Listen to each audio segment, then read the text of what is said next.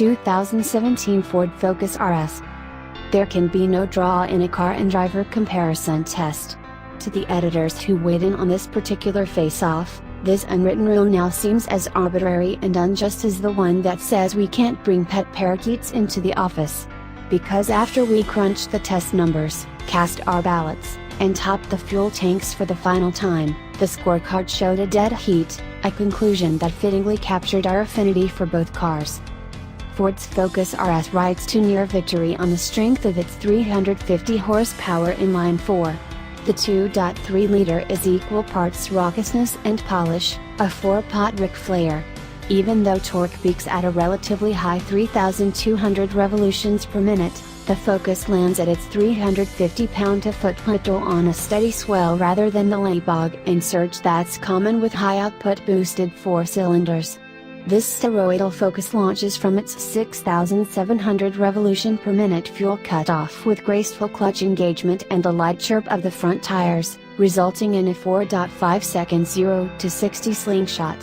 On overrun, the engine sounds like Satan's own popcorn maker. And as proof that Honda's resurgence is not yet complete, the Ford has the more satisfying shifter with fluid movements. The heftier clutch gives better feel through the friction point, too. You don't buy an all-wheel drive car for its ability to drift, and the Focus RS is no exception. Drift mode only makes momentary overtures at sustained tire-decimating slides.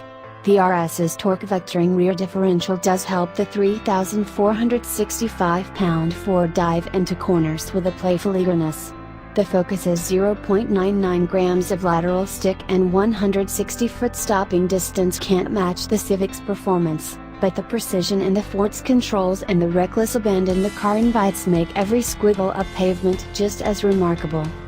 You pilot the Focus from a tall and upright seating position similar to a crossover's, and from this perch, you are well aware that both the Focus's roof and its center of gravity sit substantially higher than the Type R's. The snug Aero buckets, too snug for some, are endlessly supportive with enough adjustability for all-day comfort.